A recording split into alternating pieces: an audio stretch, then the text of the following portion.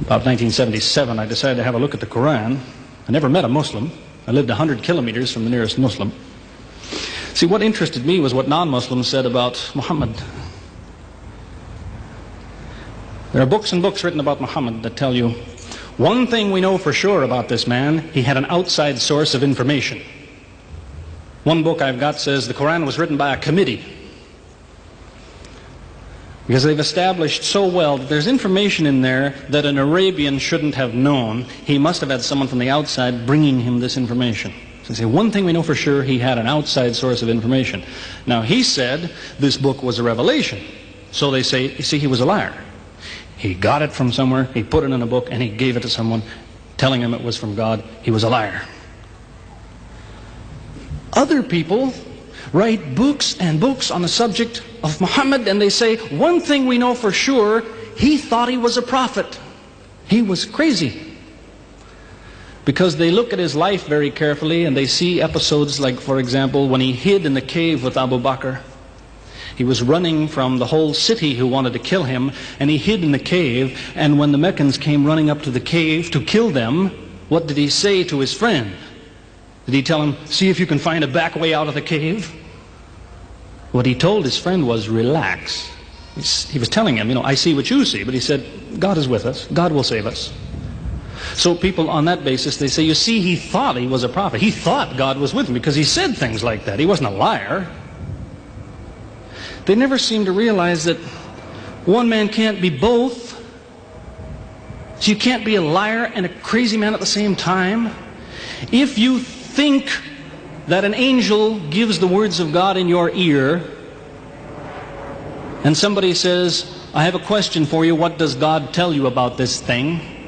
I want to hear an answer tomorrow. If you're a crazy man, if you think an angel whispers in your ear, then you don't sit up that night thinking, what will I tell him tomorrow? What can I find? Who knows the answer? You're crazy. You think the angel will tell you the answer. You don't go and look it up somewhere.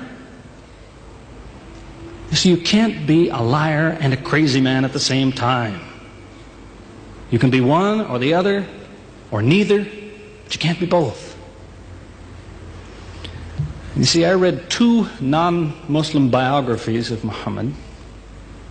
One was by Rodenson, who's an atheist, who hated the man. But many interesting things come up about his life that I had to wonder about. One story that's told is that when he was an older man, he had a son named Abraham. The son died when the child was 2 years old. The same day the boy died, there was an eclipse of the sun. The sky went dark. And the Muslims came running to their prophet and said, look, it's a miracle. Your child died and the sky went dark in sadness. It occurred to me, see, if he was a crazy man, he'd probably believe what they said. He'd probably think, yes, it's a miracle. My child died, the sky is dark. Yes, it's a miracle. If he was a crazy man. If he was a liar, he would have taken advantage of it. He would have said, yes, right, my child died, the sky is dark, you tell everyone, it proves I'm a prophet. It's a miracle. But what did he do? He became angry with the Muslims. He told them that was nonsense. He was angry with them. How dare you say that? He said, the sun and the moon are signs of God, and they don't worry themselves about the birth of a man or the death of a son of Muhammad. Doesn't look very crazy. He doesn't look much like a liar. Now you have a third alternative, of course, which people tell you all the time. They say, no, he was not a liar. He was not a crazy man. He was deceived by the devil. Deceived by the devil. It's an interesting idea. But whatever you say, you better be ready to back it up.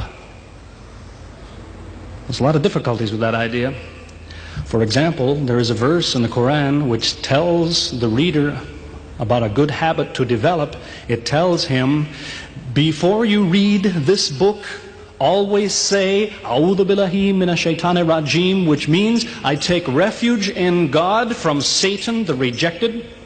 Is this Satan who wrote this?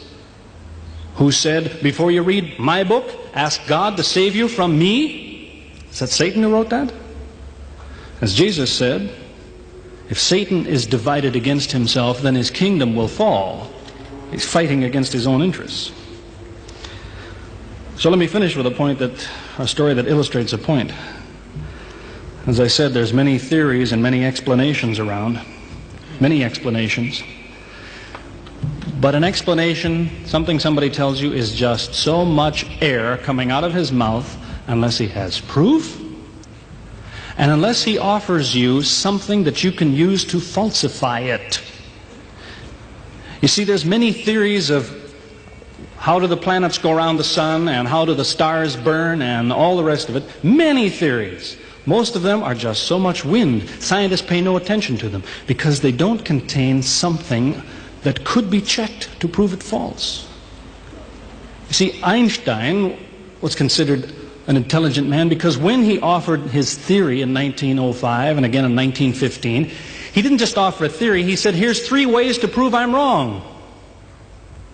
Now it's worth listening to. He's told me, here's 3 different things you can do. If you can do this, I'm wrong. Here you are. Is there anything like that in Christianity? Has the Christian ever said, you want to prove I'm wrong? All you have to do is this. Has he ever done that? The Quran is filled with that kind of thing, filled with it. Saying, you want to prove this book is wrong? Do this. Prove it. Go ahead, do it. Filled with that kind of thing. There's an example of it that made a big impression in its day, during the lifetime, 14 centuries ago, of the Prophet of Islam. You see, he had an uncle named Abu Lahab. That was his nickname, Abu Lahab. This man hated Muhammad. He hated anything the man said. He used to watch him going through the city, and if he saw him talking to someone, he waited till they split up. He'd go after the man he spoke to and take him and say, what did Muhammad tell you? Whatever it is, it's a lie. Did he tell you day? It's night. Did he say black? It's white. Exact opposite. Whatever he heard the Muslims say, he said the opposite. That was the way his mind worked. There's a little chapter of the Quran called Lahab, and it says about this man that he'll never change. It condemns him to hell, Jahannam. You see, if the man had ever become a Muslim, the Muslims would believe, well, now he's not condemned anymore. You see, for 10 years before Abu Lahab died, that was a part of the Quran. And the Muslims could come to Abu Lahab and say, do you know, it's been revealed to us in our book that you will never be a Muslim. God says you will never be a Muslim. For 10 years they told him that. All he had to do was say, well, your book is wrong. I want to be a Muslim. What do you think of your book now? That's all he had to do. He had 10 years to think about it. And that's the way he was. See, if somebody is your enemy, you don't come to him and say, you want to prove I'm wrong? Here, say this. Come on, say it. If all you have to do is say the words and I'm wrong, you finish me. He never did it. See, this is one of many cases of something that was offered that could have been falsifiable. So it was. As I say, in 1978, after, how long would that be? 15 years of arguing with church authorities, one place or another, I got the idea, I'm going to argue with some other people. I'm going to read the Quran, see how much of it is any good, pick out the true, pick out the false. Thought it'll take a few years, it'll take some serious study and so on. I read through it. About 3 days later, I finished it. I said, this is what I've been saying for 15 years. So I went to find some Muslims. I don't want somebody to feel you've been tricked into something. I haven't said anything about Christianity that isn't true. I haven't said anything about Islam that isn't true unless it was a slip of the tongue or something. I'm simply trying to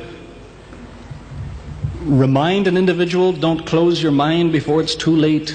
Don't make up your mind before you have all the facts. Most people who used to be Christians and become Muslims will tell you, I am a better Christian than I used to be. Now I follow Christ. I didn't before.